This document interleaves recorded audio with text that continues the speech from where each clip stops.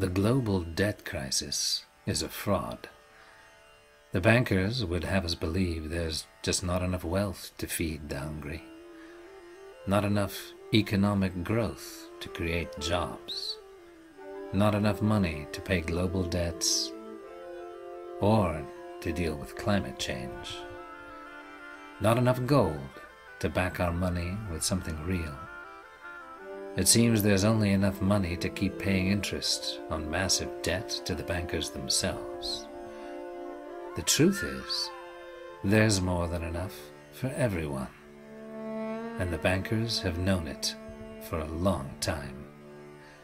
They decided, long ago, to keep that to themselves. But now their cover has been blown. The truth is coming out. And the hidden wealth of our planet, an astounding abundance in the hundreds of trillions of dollars, is about to become available. But not to the banks, not to multinational corporations, but to the people, to those who are making a difference, to deliver free energy, to help farmers, to fund health clinics, to empower women in the developing world, and to remind us all how it feels to be free, to enjoy a day of peace and sunlight. It all sounds far too good to be true, but it's real. A new day is about to dawn.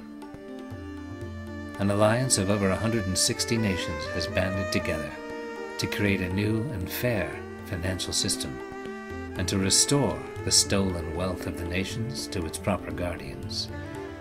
For nearly 200 years, the central bankers worked to control the currencies of the world by seizing the global gold reserves by means of war, conquest, or theft, by taking from the people the power to coin money and placing it in the hands of central banks, controlled by a small group of tightly knit banking families.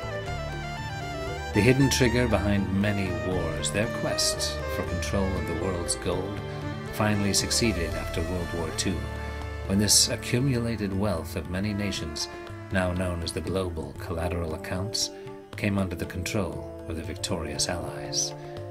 It was agreed the accounts would be used to restore and heal the world. President Sukarno of Indonesia, where much of this gold was hidden, became trustee on behalf of the nations to guard this fund so it would benefit mankind. But the bankers had other ideas. The fund was secretly abused by the elite and used to foment wars, to topple governments, and to fund top-secret projects removed from the people's knowledge. In 1963, John F. Kennedy quietly worked to put the Federal Reserve out of business and return the control of currency to the American people.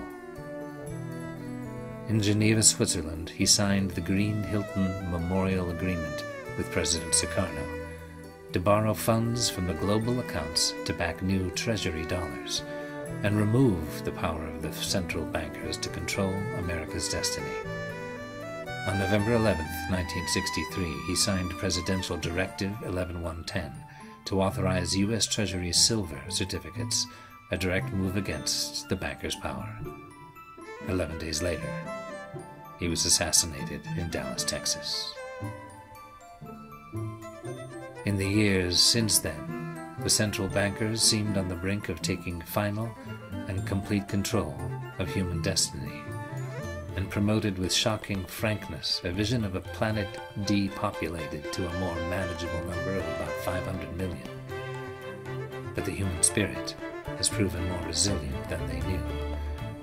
A generation of brave new voices began to seek the truth behind the facade, and the emergence of the internet allowed a flood of previously hidden information to reach the people. In late 2011, David Wilcock revealed to the world a groundbreaking lawsuit filed against the banking interests, and the world first heard the name Neil F. Keenan, an international businessman who'd been appointed trustee of 134 billion in bonds by a group of powerful Asian families. When these funds were stolen by certain factions of the banking cabal, Keenan saw it as his responsibility to recover them on behalf of the rightful owner, and followed one evidence after another until the trail led to the Jakarta Trust, to Indonesia, and to the truth about the stolen wealth of mankind. In Monaco, in the fall of 2011, an accord was reached by a group of non-aligned countries, now more than 160, to unite against the Western oligarchy to create a new financial system using asset-backed currency and anchored by the newly freed global collateral accounts. Upon the signing of the agreements, the assets will then be released to the Keenan Group to help guide this inheritance of mankind and free it from oligarchic control, which hijacked the system not once, but twice over the last 60 years. The agreement will finally free Indonesia to thrive as President Sukarno, elected by the world as M1 monetary controller, had anticipated through the establishment of humanitarian projects using the global collateral accounts. Mr. Keenan has been chosen through ceremony by the indigenous elders of Indonesia, who have been guardians of the global accounts for more than 60 years, people of immense integrity, to control and manage these accounts for their originally intended purpose, the benefit of humanity. And now, taking a few minutes from his busy schedule in the heat of Jakarta, Indonesia, a message from Neil Keenan. Hello, my name is Neil Keenan, and I'd like to update you for the first time in relation to the refiling of my case and also the global accounts that we're working on here in Jakarta.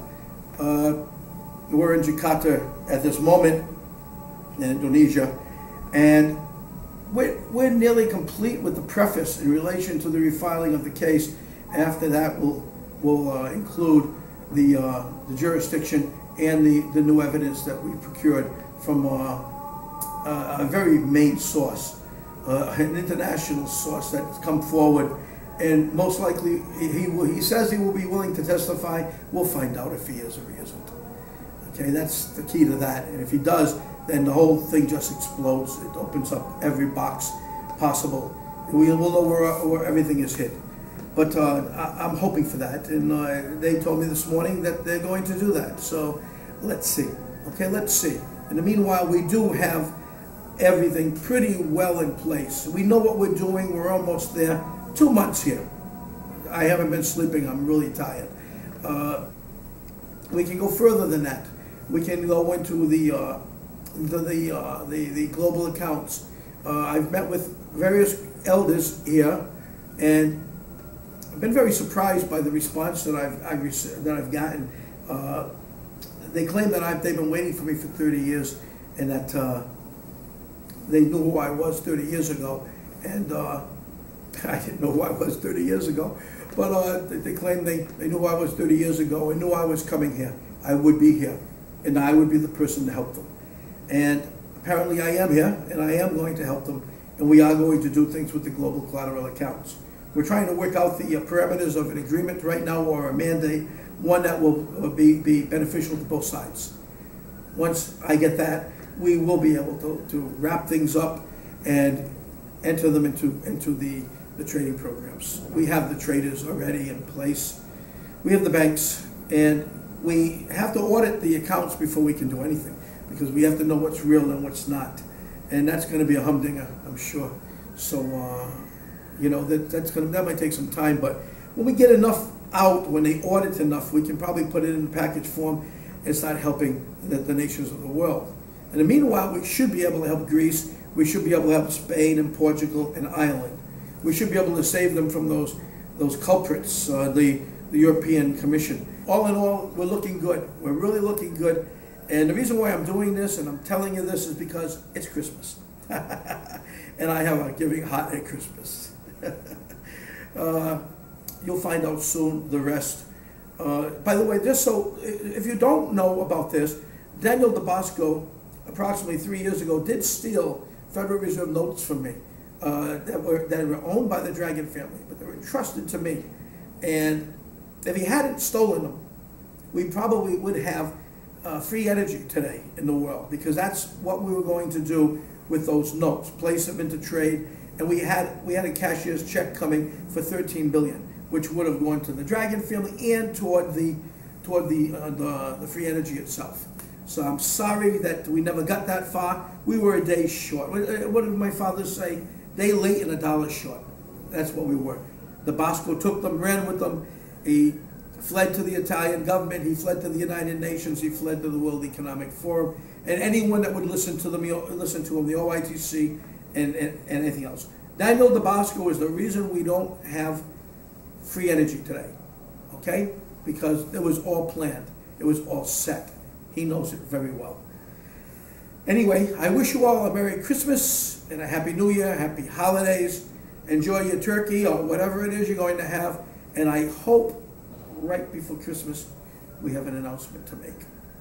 A good one. For you, for me, and for everyone. Thank you, and enjoy your holidays, as I said. Take care. God bless.